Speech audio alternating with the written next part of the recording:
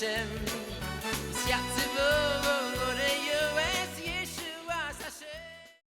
If you want to talk about infinity, you don't understand how God is infinite. Think about how addiction is infinite. Right? There's never enough. There's never enough cocaine and never enough alcohol and never enough heroin and never enough Percocet. There's never enough. Right? It's infinite. Gives us a good idea of what infinity is all about. Right? And so the program has helped me enormously. And what is my self-esteem? Right? My self-esteem is, what have I accomplished with my life? Yes, I like to write books. That's my addiction, okay? But that's not what makes me, that's not what gives me my worth. My worth is what gives me my worth is the diamonds that I was fortunate to collect. I can be at an airport and somebody comes over to me, "You Dr. Twersky?" "Yes." "I was in Gateway in 1986. "Wonderful." Right. I was in O'Hare Airport in Chicago, and a couple comes over to me, "You Dr. Twersky?" I said, "Yes." We're on our way to Hawaii for our 25th anniversary. And if it had not been for Gateway, there never would have been a 25th anniversary. Right? And I feel 10 feet tall. Right? And when I come up to the Supreme Judge, and he's going to ask, "And what did you do with your life?" I'll point out, yeah, there's Mike, right? There's Shlomo, there's Stewie, right? And I'll rattle off all the names that I can remember, right? And then there's a whole bunch that I can't remember. I said, that's what I did with my life. Is that good enough? Right? And I trust that the doors of heaven will be open for me. There's one gentleman who said, "I've been called a lot of things in my life, but I've never been called anybody's key to heaven." Right? But that's what my diamonds are. Right? And that's why I say, yeah, you can go look at the crown jewels. Yeah. They may be worth technically billions of dollars, but as far as I'm concerned, except for gawking at them and looking at them, right, they're of no use to anybody. They don't make anybody feel better. Right? My diamonds, right, are people who accomplish things. They become wives and husbands and parents, right, and friends and members who contribute to the community and members who go to meetings and help others, right? And these are diamonds that shine and they glisten, right? So Yair was a diamond who, in spite of having a criminal record of many years, finds $5,000 shekels that nobody knows existed, and he calls up and reports it. Now you tell me if that isn't a beautiful diamond. These diamonds shine not only in earth, they shine in heaven. There's a beautiful story. You know that Hasidim used to go to the Rabbi and give the Rabbi a kvittel, which is a petition, a little slip of paper with their names and what their petition was, what they're asking for.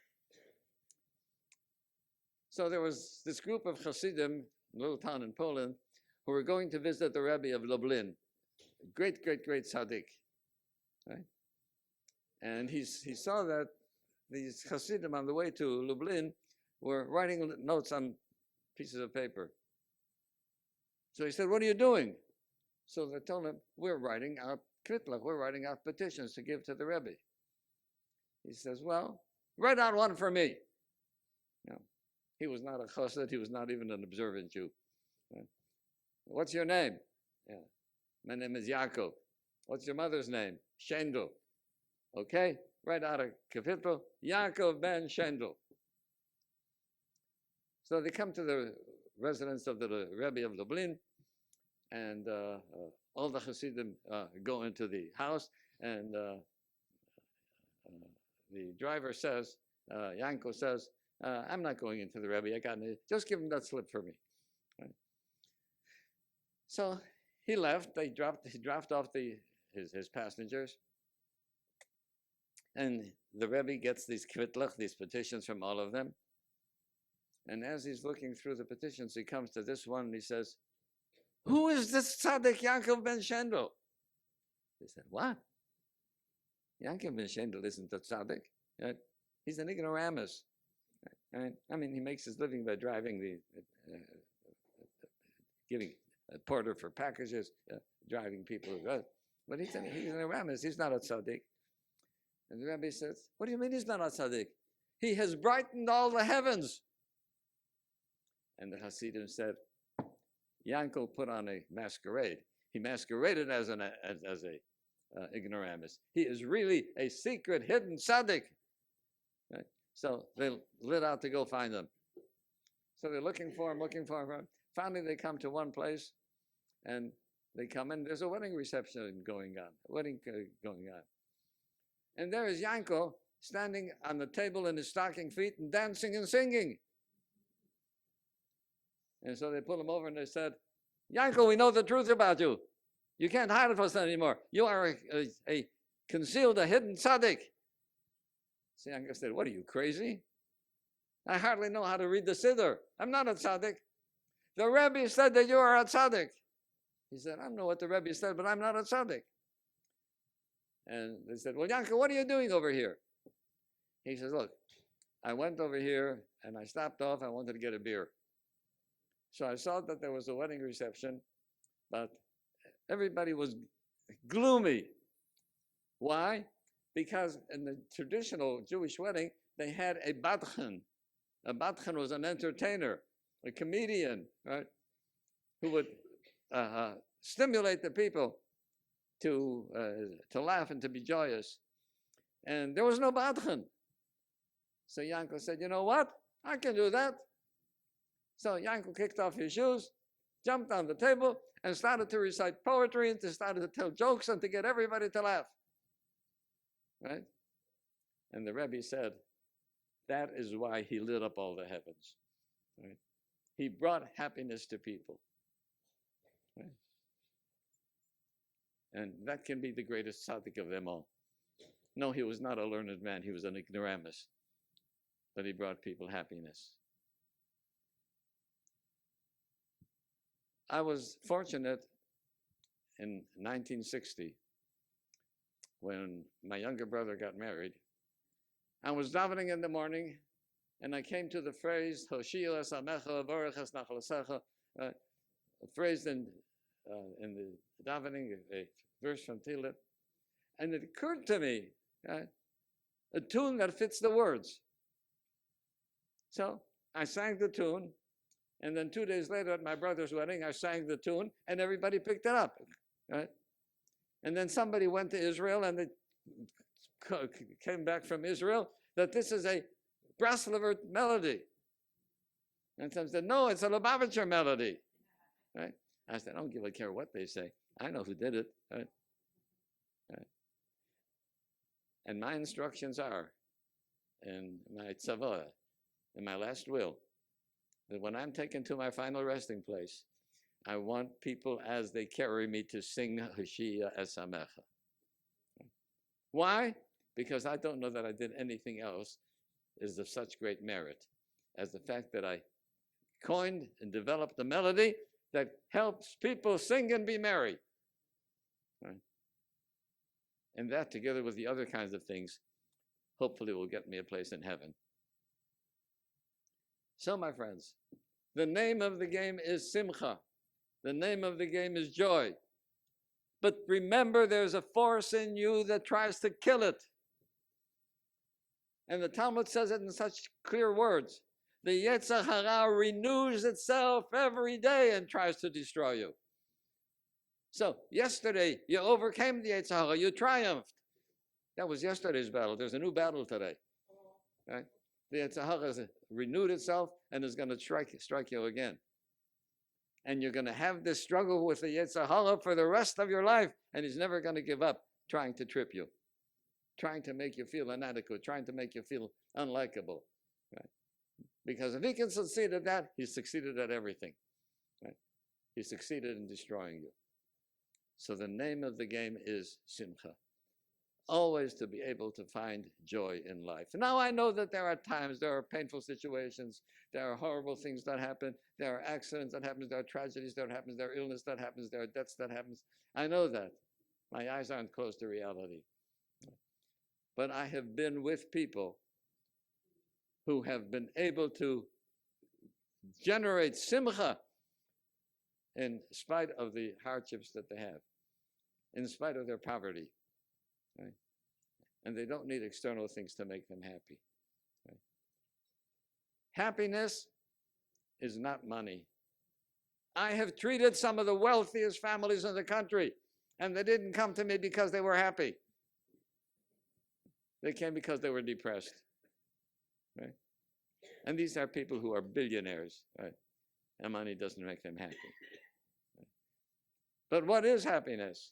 Happiness is that God created you and said, Nasa Adam, you and I together will make a human being. And God said, I created a lot of animals. I created angels, but they're all perfect creatures. You know, an alligator comes into the world, he doesn't have to change anything from being an alligator. Right? We come into the world as animals. Right? 100% animals. But we have to become spiritual. Right? We have to do something to make ourselves spiritual. God cannot make us spiritual, because if God makes us spiritual, we're angels. Right? God has enough angels. He doesn't need us to be angels. He needs us to be spiritual people. That's our mission. Okay? And if we're working on our mission, then we're working toward our fulfillment. And if we're working toward our fulfillment, then we are happy. Then we should be happy. What about the goal? Do we reach that goal? No. Reaching the goal is not a spiritual thing. Spiritual thing is working towards spirituality. In fact, if you believe you already have spirituality, you've lost it. Right? You only have spirituality as long as you're working toward it. Right? And every day is the challenge. And we've got a formidable enemy within inside ourselves that says, no, you can't be spiritual because you're scum. Right? You have such horrible desires. Right? You're an animal. Right? I say, yes, I'm an animal. I was created an animal. In the book of Job, he has a beautiful phrase that a human being comes into the world created like a wild ass. But that's not what you remain. Right? And our mission is to take this wild animal that we're created and make a beautiful spiritual person out of him. And there are people who've done it. And if you've been in the program and you've seen people who have achieved that kind of spiritual, they can be your models. Right? Doesn't make no difference how much money they got. If they're working toward their spirituality. Yeah. And if you're working towards your spirituality, you have humility. Right? And if you already believe that you've achieved your spirituality, right, you've lost your humility. Right? And if you lost your humility, you're nowhere. So my dears, that's my message to you. Right? Simcha. Simcha, working toward our fulfillment as spiritual human beings. Spiritual as discovering the beautiful diamonds within ourselves. Right? These wonderful children, all of the people there, they signed this. And I'm taking this with me. This is one of the most precious possessions that I have. Right? My diamonds. Now you know why I'm the wealthiest person in the world. Yeah. Billionaires have much, much more money than I have. I don't envy them. You know, one of the things that you go, if you do sightseeing in New Orleans, people go to the cemetery because some of the monuments are such exquisite sculpture that you don't see them anywhere else. Right? So one person came and he saw this exquisite monument and he says, that's what I call living. Right? No, that's not what I call living. That's being dead. Right? Living is growing and helping someone else grow. Living is being happy. Right? Living is defeating the Yetzer Hara and realizing that every day is a new battle. So, whatever you did with yesterday, that was yesterday's battle. Right? You got a new battle today. And today you have to look for happiness and look for joy wherever you can find it, right? And realize that every one of us is a precious diamond. Thank you for listening.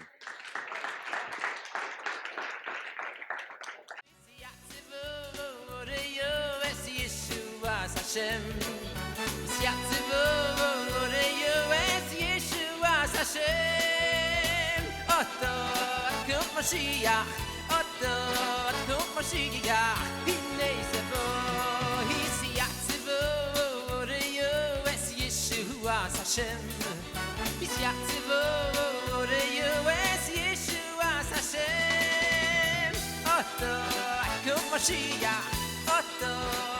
Mashiach.